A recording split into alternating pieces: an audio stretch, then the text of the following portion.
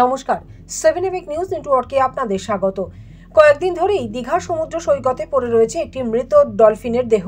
নির্বিকার প্রশাসন। স্থানীয় সূত্রে জানা গেছে, প্রায় 3.5 ফুট লম্বা মৃত ডলফিনটি সমুদ্র সৈকতে পাথরের খাঁজে কয়েকদিন ধরে পড়ে থাকার কারণে দুর্গন্ধ এবং দূষণ ছড়াচ্ছে ওই এলাকায়। ঘটনাটি নিউ দীঘা স্টেশন ঘাট সংলগ্ন বিচের ধারে।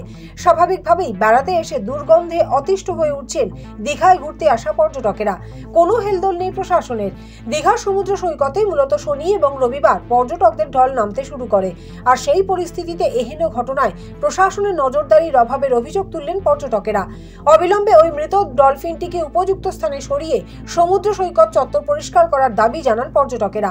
অশোকনগর থানার অন্তর্গত গুমা 1 নম্বর পঞ্চায়েতের উপপ্রধান বিজন দাসের খুনের ঘটনার 24 ঘন্টার মধ্যে 3 জনকে গ্রেপ্তার করেছে পুলিশ। তবে এখানেই যে তদন্ত থেমে যাক তা হতে দিতে চাইছে না গুমার বাসিন্দারা। পঞ্চায়েত উপপ্রধান বিজন দাসের খুনের ঘটনায় এবার সিআইডি তদন্তের দাবি তুলে বিভিন্ন অঞ্চলে পড়ল পোস্টার।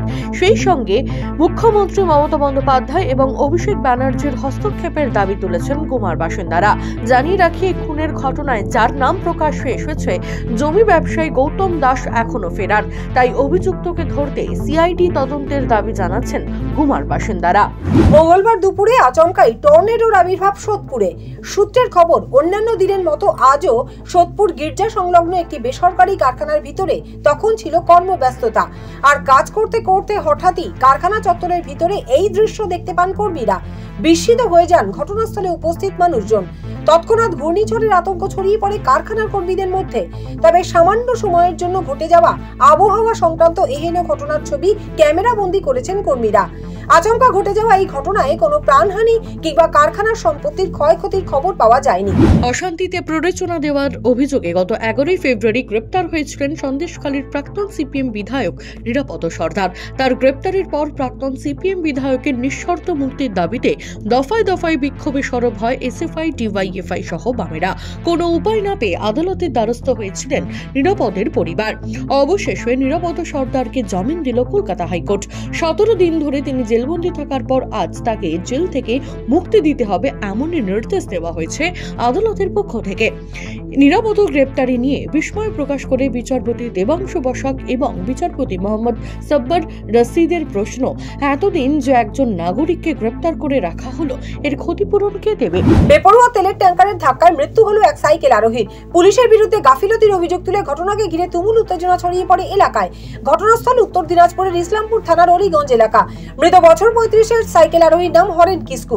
জানা গেছে, অলিগঞ্জ থেকে সাইকেল নিয়ে গুঞ্জেরিয়ার দিকে যাচ্ছিলেন ওই ব্যক্তি। সে সময় দ্রুত গতিতে আসা একটি তেলের ট্যাঙ্কার সাইকেলের পিছনে সজোরে ধাক্কা মারলে ঘটনাস্থলে গুরুতর জখম হন ওই ব্যক্তি। অভিযোগ, সে সময় ঘটনাস্থলে উপস্থিত ছিল পুলিশের পেট্রোলিং গাড়ি। কিন্তু প্রায় 1 ঘন্টা ধরে জখম অবস্থায় জাতীয় সড়কে পড়ে থাকলেও পুলিশ ওই ব্যক্তিকে হাসপাতালে নিয়ে যায়নি। পুলিশ সময় মতো হাসপাতালে নিয়ে গেলে ওই ব্যক্তি বেঁচে যেতে নেই অভিযোগ তুলে জাতীয় সড়ক অবরোধ করে বিক্ষোভ দেখাতে থাকেন স্থানীয়রা। ঘটনাস্থলে পৌঁছায় ইসলামপুর থানার আইসি সহ বিশাল পুলিশ বাহিনী। অবশেষে পুলিশের আশ্বাসে দীর্ঘক্ষণ পর অবরোধ তুলে নেয় স্থানীয়রা। মৃতদেহটি উদ্ধার করে ময়নাতদন্তের জন্য ইসলামপুর মহকুমা হাসপাতালে পাঠিয়েছে পুলিশ। মহিলা ভোটকে কুক্ষিগত করতে কেন্দ্রীয় সরকার যেমন উজ্জ্বলা প্রকল্পকে বেছে নিয়েছে, তেমন অন্যদিকে লোকসভা ভোটের আগে এবার ধোঁয়াহীন উনুনকে হাতিয়ার করল রাজ্যের শাসক শিবির। এদিন বারুইপুর পশ্চিম বিধানসভার 10টি পঞ্চায়েতের প্রায় 600 পরিবারকে ধোঁয়াহীন উনুন দেওয়া হলো সরকারের পক্ষ থেকে। এই পরিষেবার উদ্বোধনে বিধানসভার অধ্যক্ষ তথা বারুইপুর পশ্চিমের বিধায়ক বিমান বন্দ্যোপাধ্যায়, পরিবেশ মন্ত্রী গোলাম রব্বানী ছাড়া উপস্থিত ছিলেন বিশিষ্ট পরিবেশবিদ কল্যাণ রুদ্র। সরকারের দাবি যে মহিলাদের স্বাস্থ্যের কথা মাথায় রেখেই এহেন অভিনব উদ্যোগ নিয়েছেন মুখ্যমন্ত্রী। পাশাপাশি ধোঁয়া উৎপন্ন না হওয়ায় এই চুলা পরিবেশ বান্ধবও বটে। পরবর্তীতে বাকি বিধানসভাগুলিতেও এই উন্নত মানের উনুন দেওয়ার পরিকল্পনা রয়েছে সরকারের। রাস্তা তৈরির সামগ্রীতেও গড়মিলের অভিযোগ তুলে মালদহের চাঁচল 1 নম্বর ব্লকের কলিগ্রাম পঞ্চায়েতের হাতিশোলায় কংক্রিটের ঢালাই রাস্তা সংস্কারের কাজ বন্ধ করে দিল তৃণমূল বিধায়কের অনুগামীরা। উল্লেখ্য, খড়বা গ্রাম পঞ্চায়েতের নৌকন্দায় 300 ও কলিগ্রামে প্রায় 500 মিটার রাস্তা সংস্কারের জন্য উত্তরবঙ্গ উন্নয়ন দপ্তরের তহবিল থেকে প্রায় 54 লক্ষ টাকা বরাদ্দ হয়। স্থানীয় বাসিন্দাদের অভিযোগ, গ্রামের অন্যান্য কাঁচা রাস্তাগুলি পাকা না করে এখানে ঢালাইয়ের ওপর ঢালাই করা হচ্ছে, কাজও নিয়ম মেনে হচ্ছে না। এই নিয়ে বিধায়কের সঙ্গে যোগাযোগ করা হলে আজ কাজ বন্ধ করে দেন তিনি। এমনকি সঠিকভাবে কাজ এগোনোর নির্দেশ দেন বিধায়ক। তনুজ জান, 7 আওয়ার নিউজ, মালদা। সমস্ত খবরের আপডেট পেতে লাইক করে সাবস্ক্রাইব করুন 7 আওয়ার নিউজ। সেই সঙ্গে বেল বাটন প্রেস করতে ভুলবেন না।